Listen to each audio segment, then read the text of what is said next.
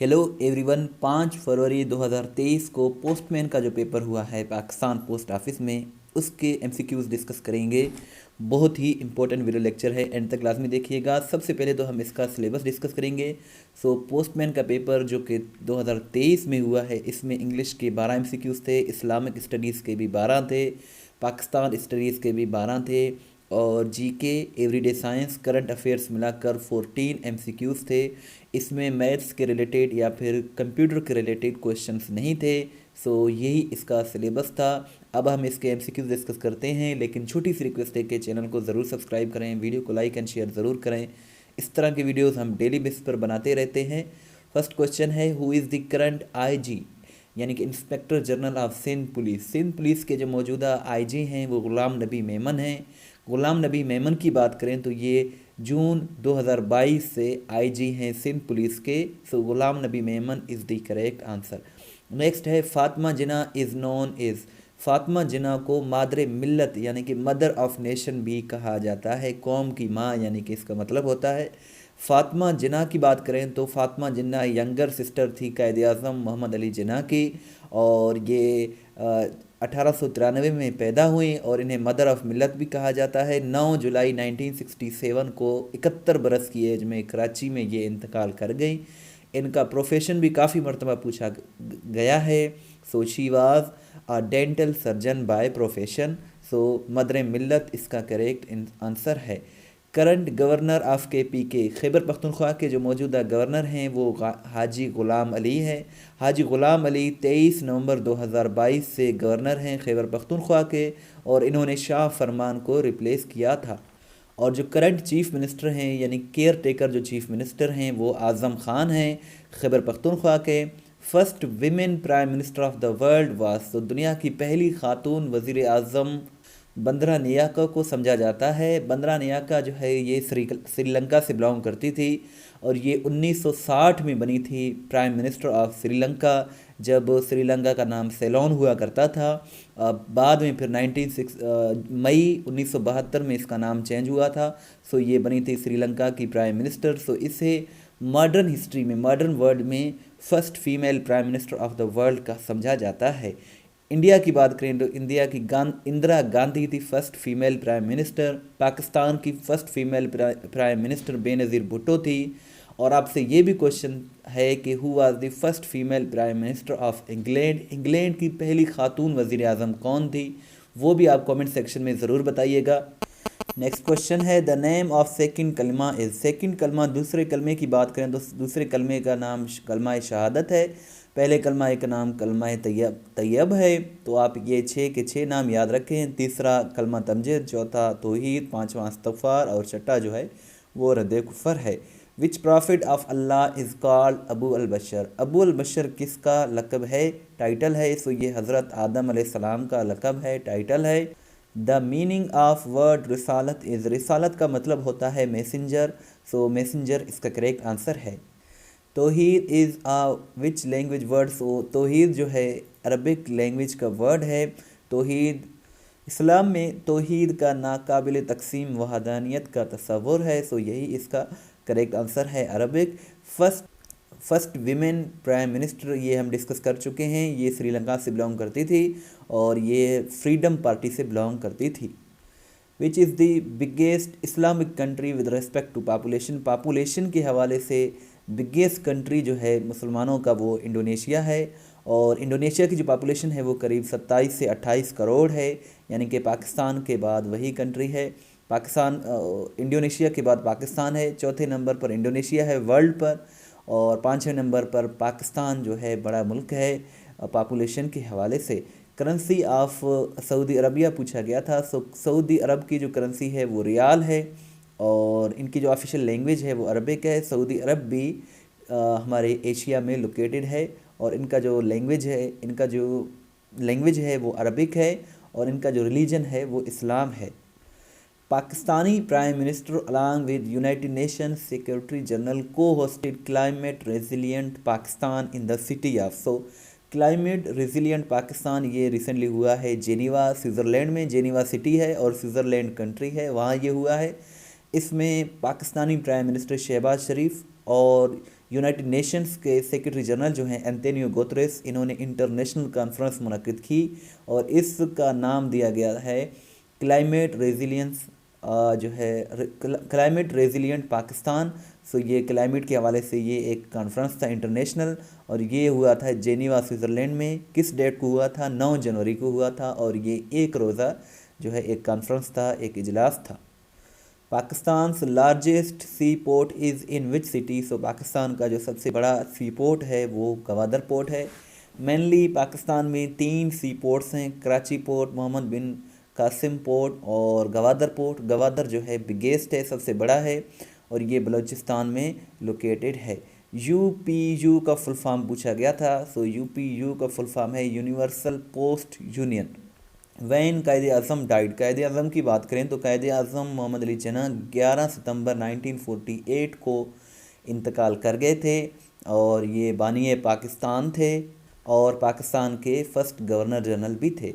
अल्लामा इकबाल कब पैदा हुए? सो अल्लामा इकबाल जो हैं ये 9 नवंबर 1877 को पैदा हुए।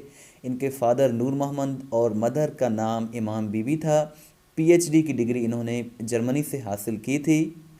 Where the biggest salt mine located in Pakistan, Pakistan का जो सबसे बड़ा साल्ट माइन जो है वो जेहलम में लोकेटेड है, पंजाब में। नेक्स्ट क्वेश्चन इंग्लिश का है आर्टिकल का। She will become dash doctor. So यहाँ हम आर्टिकल ए का यूज़ करेंगे, she will become a doctor.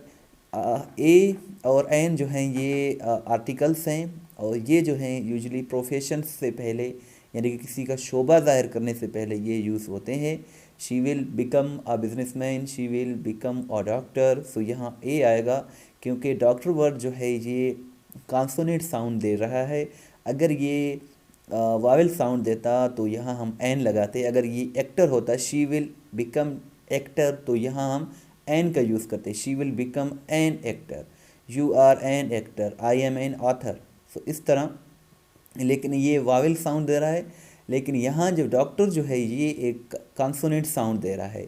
तो इसी तरह he is a doctor, I am a student, she is a teacher. तो आप देख सकते हैं यही सब प्रोफेशंस हैं, लेकिन ये वावेल साउंड नहीं दे रहे, कॉन्सोनेंट साउंड दे रहे हैं, इसलिए हम यहाँ आर्टिकल ए का यूज़ करेंगे। It was dash earthquake. So ये भी आर्टिकल्स के रिलेटेड क्वेश्चन है। So it was an earthquake, ये एक ज़लज़ला था। सो ये ए और एन जो है हम यूज़ कर सकते हैं। अर्थक्वेक आप देख सकते हैं, अर्थक्वेक जो है दे रहा है वावेल की साउंड, सो इसीलिए हम अर्थक्वेक से पहले एन का यूज़ करेंगे। इट वाज एन अर्थक्वेक, ना कि इट वाज अ अर्थक्वेक। ये सेंटेंस करेक्शन के हवाले से क्वेश्चन है। Ali goes to school on daily basis, Ali school go, तो यहाँ प्रेपोजिशन जो करेक्ट आंसर है वो बी है, Ali goes to school on daily basis. और ये प्रेजेंट इंडिफिनिट टेंस का सेंटेंस है। क्यों प्रेजेंट इंडिफिनिट टेंस का सेंटेंस है? क्योंकि यहाँ ऑन डेली बेसिस यूज़ किया गया है, और जो काम परमानेंटली हो, डेली बेसिस पर हो, किसी की हैबिट हो, वहाँ हम प्रेजेंट इंडिफिनिट टेंस का यूज़ करते हैं। सो ये सेंटेंस इस तरह से करेक्ट हो जाएगा, Ali goes to school on daily basis. ये क्वेश्चन एक आपके लिए है, आप इसका ज़रूर आंसर दीजिएगा। If I blank money I will buy it tomorrow. So यहाँ विल हैव इज़ या एम आएगा, ये आप कमेंट सेक्शन में ज़रूर बताइएगा। I dash eating a mango. So ये आप ईटिंग से ही ज़ाहिर कर आप पहचान सकते हैं कि ये प्रेजेंट कंटिन्यूस टेंस है। सो प्रेजेंट कंटिन्यूस टेंस में हम वर्ब के साथ आईएनजी का यूज़ करते हैं। सो आई के साथ हम एम का यूज़ करते हैं, और जो ही शी इट और सिंगुलर नेम हैं उनके साथ हम इस का यूज़ करते हैं। आर का हम यूज़ करते हैं दे के साथ, यू के साथ, वी के साथ, या फिर प्लूरल नाउन के साथ। और आई का हम यूज़ करते हैं एम के साथ। एम का यूज़ होता है सिर्फ और सिर्फ आई के साथ प्रेजेंट कंटिन्यूस टेंस में। So I am eating a mango, I am going there, I am making this video, I am watching this video. So इस तरह जो है आई के साथ हम एम का यूज़ करेंगे।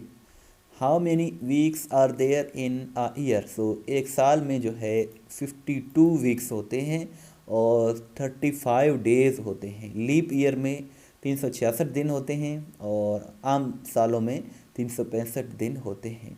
और नेक्स्ट जो हमारा लीप ईयर होगा वो आने वाला है, यानी कि 2024 जो है हमारा वो लीप ईयर है। और लास्ट जो था वो हमारा 2020 में आया था leap year. It was a wonderful park. So इस सेंटेंस को हमने पास्ट में बनाना है, पास्ट सिंपल में। सो इट इज़ असल में यहाँ जो है इस तरह से होना चाहिए, it is a wonderful park, so it was a wonderful park. So इसी तरह से ये करेक्ट हो जाएगा। बहुत ही ईजी क्वेश्चन है। दे सक्सीडिड डैश हार्ड। सो यहाँ हम यूज़ क्या करेंगे, बाय का यूज़ करेंगे। दे सक्सीडिड बाय वर्किंग हार्ड, यानी कि उन्होंने सख्त मेहनत करके उन्होंने कामयाबी हासिल की। याद रहे कि बाय यहाँ प्रपोजिशन है, और बाय के बाद यूजली जो हम वर्ब का यूज़ करते हैं वो 95% जो वर्ब होता है वो आईएनजी फॉर्म में होता है, यानी कि वर्ब के साथ हम आईएनजी यूज़ करते हैं। So they succeeded by working hard, they succeeded by defeating me. So इस तरह भी आप सेंटेंस का यूज़ कर सकते हैं। Plural of thief is, thief की अगर हम बात करें तो थीफ का प्लूरल है THIEVES, और थीफ का मतलब होता है चोर। सो ये सिंगुलर और प्लूरल का है। There dash some students who dash to attend the event. So यहाँ हम आर और वांट का यूज़ करेंगे। There are some students who want to attend the event. The lamp is dash the table. So यहाँ हम preposition on का use करेंगे। The lamp is on the table, और ऑन यहाँ प्रेपोजिशन है जो कि सरफेस को जाहिर करता है। Winter season is cold weather. सो ये गलत है या सही है? सो ये ट्रू है, क्योंकि विंटर का मतलब होता है सर्दी का मौसम, और समर का मतलब होता है गर्मी का मौसम। सो विंटर का मतलब होता है सर्दी। सो विंटर इज़ कमिंग, ये आपने सुना होगा, गेम ऑफ थ्रोन्स में ये बार बार यूज़ करते हैं इस फ्रेज़ को, विंटर इज़ कमिंग। अब इस वीडियो लेक्चर में चंद ही MCQs डिस्कस किए हैं, लेकिन कंप्लीट पेपर के लिए लिंक डिस्क्रिप्शन में मौजूद है। जब आप उस पर क्लिक करेंगे तो इस तरह आपके सामने ओपन हो जाएगा। यहाँ आपको इसके रिमेनिंग पेपर्स भी मिल जाएंगे, रिमेनिंग क्वेश्चंस भी मिल जाएंगे। तो ये बहुत ही अच्छी वेबसाइट है, आप इसे ज़रूर विज़िट करें। यहाँ आप अपना टेस्ट भी ले सकते हैं, PDF भी डाउनलोड कर सकते हैं। इस वीडियो को लाइक एंड शेयर ज़रूर करें। Thanks for watching till and. दुआओं में याद रखें। अल्लाह हाफिज़।